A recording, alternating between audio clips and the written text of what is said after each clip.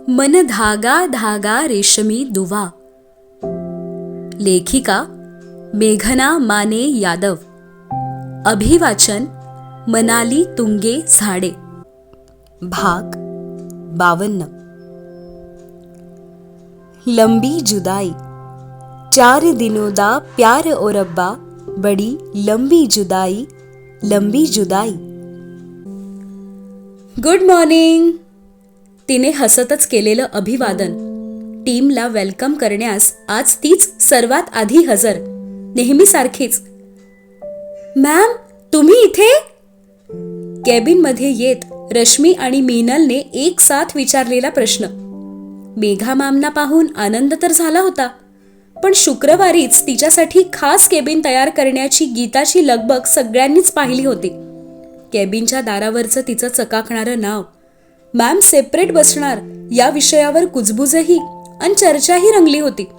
मॅमने आपल्यापासून दूर बसू नये हे मनात असतानाही राजीव सरांच्या डिसिजनला कोण चॅलेंज करणार? जे त्यांनी ठरवले तेच घडणार, त्यांना कोण अडवणार? अजून कुठे असणार मी? इथेच तर बसते ना मी नेहमी. 7 दिवस आले नाही तर भूल गए क्या?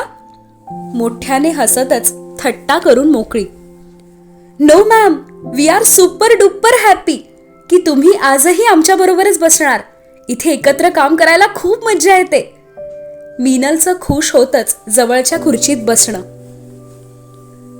Yes end ma'am, that floor का उस साइड का हिस्सा इज डेंजर जोन. उस तरफ जाने में ही डर लगता है. रश्मी पाठोपाठ आत येणाऱ्या आदित्यनेही बिचकतच सांगितलं. राजीव मेहरा सरांच्या केबिन जवळ जाण्याचीही भीती. शेर की गुफा में कौन जाए? मॉन्स्टर मेहरांची ख्याती सर्वत्र पसरलेली. तू मिस्टर मेहरांबद्दल बोलत आहेस? रोखून पाहत हलकेसे कडक शब्द. आणि आदित्य चपापला. आपण बोलताना लाईन क्रॉस केली आहे हे जाणवलं. Sorry ma'am, he doesn't mean it. रश्मीने नजरेनेच दटावले आदित्याला. Sorry ma'am, I should not say anything about your husband Rajiv sir. मान खाली घालतच दिलगिरी व्यक्त केली. Aditya, you should not say anything wrong about one of the best CFO of the India. माझे हजबंड असण्याआधी सुप्रीम ग्रुपचे CFO आहेत ते, and I am proud of him. समजावून सांगताना चेहऱ्यावर अभिमान. मेघा मॅम चिडल्या नाहीत हे एवढंच पुरेसं होतं आदित्यसाठी. चलो, enough of chitchatting, start the work. सिरीनच्या 18 रिसॉर्ट्सच्या प्रोग्रेस रिपोर्ट आणि कपिल बीच अँड शिवपुरीच्या रिसॉर्ट्सचा सेपरेट रिपोर्ट मला हवा आहे. कामाची विभागणी करत दिवसाचा शुभारंभ झालाच.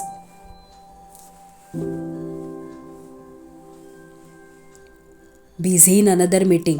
You can continue with Sirin discussion. 10 वाजताच्या मीटिंग पूर्वी 5 मिनिटे आधी आलेला त्याचा मेसेज. चिडला आहे की खरोखरच बिझी, काहीच कळायला मार्ग नाही. डिस्कशन तर झालेच, पण त्याच्याशिवाय त्याचे इनपुट्स, विशेष टिप्पणी आज सगळ्यांनीच मिस केली. राजीव सरांना कितीही नावे ठेवली तरी त्यांच्या एका टिप्पणीतच खूप काही शिकायला मिळते. हा अनुभव सगळ्यांचाच. केबिनमध्ये परतून हिच्या मनाला किंचित रुखरुख. राजीव, तुम्ही आपल्या पर्सनल वादांचा परिणाम कामावर होऊ देणार नाही हे माहीत आहे मला, पण तरीही काळजी वाटतेच. हे पर्सनल प्रोफेशनल नाते गुंतागुंतच आहे आणि हे जास्त कॉम्प्लिकेट होण्याआधी सहजपणे सोडवलेले गरजेचे. कसलीही गाठ नको आहे, ना नात्यात ना मनात. सिरीन मीटिंगला जायची इच्छा असूनही कॅनडा टूरच्या तयारीत अडकलेला तो. लीगल हेड सोबत चर्चा. काही महत्वाची कॉन्ट्रॅक्ट त्या 10 दिवसांदरम्यानच साईन केली जाणार. त्यासाठी वेळेवर लीगल फॉर्मॅलिटीज पूर्ण होण्याची आवश्यकता. महत्वाचे डिस्कशन संपवूनच लीगल हेड त्याच्या केबिन बाहेर पडले आणि आता लक्ष गेलं. घड्याळामध्ये 1 वाजत आलेला. Megha, I just don't understand. आपको क्या प्रॉब्लम है? Special cabin, you deserve it.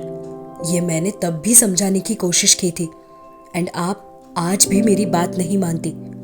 God, कैसे समझाऊं आपको? मैंने कुछ गलत किया? Is she angry? या विचारातच होता की तिचा मेसेज, जेवणाची आठवण करणारा, ती नाराज नाही याची खात्री देणारा. आणि मग बारीकसे हसत त्यानेही उत्तर पाठवून दिलेच. ब्रेकफास्ट नीट केला नाही, लंच प्रॉपर करा. हक्काने दटावणे की प्रेमाने समजावणे, दोन्हीही त्या मेसेजमध्येच सामावलेले. आणि गोड हसत सवयीने पर्स उघडली. टिफिन कुठे आहे? मी टिफिन विसरले. आणि मग डोक्यात लख्ख प्रकाश. आपण झिरकॉनवरून ऑफिसला आलो नाही, आज मेहरा विलाहून आलो आहे. दुपारी दोघांचा टिफिन पाठवते. मम्मीजींनी निघताना सांगितलेले आत्ता आठवले. म्हणजे धीरज भाई दोघांचा डब्बा घेऊन येणार, गीताकडे ठेवणार. लगेच गीताला फोन. येस मॅम, टिफिन आला आहे. गीताने सांगताच ही 3ऱ्या मिनिटाला गीताच्या डेस्क पाशी. आपला टिफिन घेऊन येऊ केबिनकडे आणि निवांत जेव. पण डेस्कवर एकच मोठा मिल्टनचा डब्बा, 4 कप्पी. हाच तर ती रोज भरायची त्याच्यासाठी. म्हणजे भारती दीदींनी आपल्या दोघांचं जेवण या एकाच डब्यात भरलं आहे. अरे देवा, आता लंच कसा करायचा? मी माझं जेवण प्लेटमध्ये काढून डब्बा त्यांच्यासाठी ठेवला तर? नाही, तसं बरं नाही. डबा उघडला तर जेवण गार होऊन जाईल. मग काय सोबत जेवायचं? पण राजीवनं जेवायचं आहे का? आणि हे असे एकत्र जेवणं बरं दिसतं का? प्रश्नांचा पिंगा डोक्यात. काय करावं काहीच सुचेना. पोटात कावळ्यांची कबड्डी. मनाचा निर्धार करत केबिनवर टकटक. हळूच दार किलकिलं. तिला पाहून डोळे आनंदले. तरीही चेहऱ्यावरचा राग पुसला नाहीच त्याने. काहीच न बोलता आत येत तिथेच घुटमळली. लोटलेल्या दाराजवळच. काय बोलावं? कुठून सुरुवात करावी? येस मिसेस मेहरा, काय काम आहे? We don't have any meeting scheduled. काहीसं जरबेतच विचारलं. तिच्या हातातील टिफिन सांगत होता तिचं इथे येण्याचं कारण. बिझी आहात का? चाचरतच विचारलं. Why are you asking? कडक शब्द. काही अर्जंट काम नसेल तर जेवायचं का? हळूच पापण्या उंचावल्या आणि त्याच्या रोखून पाहणाऱ्या नजरेला भिडताच झर्रकन खाली. सुप्रीम CFO अँड SWC VPनी सोबत लंच केलं तर चालेल का? As per your rules. हातातील पेपरवेट गोल गोल फिरवतच तिच्या ओशाळलेल्या चेहऱ्याला पाहून हसू अडवण्याचा प्रयत्न. आणि त्याचे कडक शब्द मनाला टोचले. पण या सर्वांची सुरुवातही तिनेच केलेली सकाळी. आता काय उत्तर देणार होती ती? चालेल की नाही ते माहीत नाही, पण आता खूप भूक लागलीये आणि दोघांचं जेवण याच डब्यात आहे. हातातला मिल्टनचा डब्बा उंचावला. केविलवाणा भुकेला बारीक आवाज आणि निरागस डोळे. त्याचं खदखदून हसू बाहेर पडलंच. Sure Mrs Mehra, it's a privilege to have lunch with you. जागेवरून उठतच तिच्या हातातून डबा घेतला. तिला सुप्रीम सीसाइड कॅफेच्या चेअरवर बसण्याचा इशारा करतच प्रसन्न हसला. आणि दोघांच्या जेवणाच्या प्लेट्स वाढतच तिची बडबड. मी भारती दीदींना सांगायचीच विसरले की 2 सेपरेट टिफिन पॅक करा. त्यांनाही वाटलं असेल आपण एकत्रच जेवणार, म्हणून हा सगळा गोंधळ. सॉरी, मी विचारलंही नाही की तुम्हाला भूक आहे की नाही. सरळ धाडकन आत आले. वाढलेली प्लेट त्याच्या समोर ठेवतच स्वतःच्या चेअरवर बसली. It's okay, we can have lunch together. हो, पण ते रोज शक्य नाही ना. वाय? भुवया अकसल्याच. रोज असे तिने इथेच सोबत बसावे, गप्पा मारत जेवावे ही स्वप्न पाहून झाली होती. कारण खरंच सुप्रीम CFO आणि SWC VP रोज एकत्र जेवण करू शकत नाहीत. खुदकन हसलीच. पोळी भाजीचा घास तोंडात भरतच. आप और आपकी प्रोफेशनल फंडे मेरी समझ के बाहर है. डोळे मोठे करत तेवढाच मोठा उसासा. प्रोफेशनल फंडे नाहीतच, साधा सिंपल प्रॅक्टिकल विचार आहे. आपण दोघेही कामात अति व्यस्त असतो. तुम्ही तर बरेचदा 1 वाजताच्या लंच टाईमला कुठल्या ना कुठल्या मीटिंगमध्ये असता. आजच मी लकी होते की तुम्ही कॅबिनमध्ये होतात. या बट मेनी टाइम्स तुम्हीही लंच टाईमला 26व्या फ्लोअरवर डिस्कशनमध्ये बिझी असता. त्यानेही दाखवून दिलेच, मी एकटाच काही लंचची वेळ टाळून काम करत नाही. तुम्हीही तेच करता. मिस्टर मेहरा, मी तेच तर सांगते आहे. आपल्या बिझी शेड्यूलमधून एकत्र लंच हे आपल्या वेळापत्रकात बसूच शकत नाही. वेळेचं समीकरण जुळवताना त्रास दोघांनाही होईल आणि एकाची वाट बघत दुसऱ्याने उपाशी राहावं यात काहीच अर्थ नाही. मुळात आपण इथे पती पत्नी नाहीच, प्रोफेशनल्स आहोत आणि हे आपण कधीच विसरता कामा नये. स्पष्टपणे विचार मांडलेच. एकत्र जेवायचं नाहीच? हिरमुसलाच. सपनों का महल टूट गया. एकत्र जेवायचं ना, रात्री डिनर सोबतच करायचा. त्यात काहीही कन्सेशन मिळणार नाही हं मेहराजी. आणि तुमची बायको मेघा रोज वाट पाहणारच. हसतच उठली. तिच्या 2 पोळ्या आणि भाजी खाऊन झाली. तो अजूनही जेवत होता. डाळ भात न खाता ही लगेच कुठे निघाली? डोळ्यात प्रश्न. हे सगळं तुम्ही संपवायचं आहे. माझं झालं.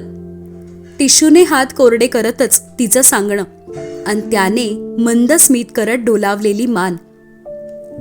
Thanks for spending your precious time with me. डोळे मिचकावतच चिडवले. Pleasure is all mine.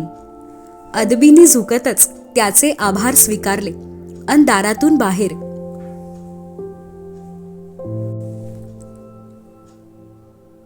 घेतलं ना सर्व काही नीट?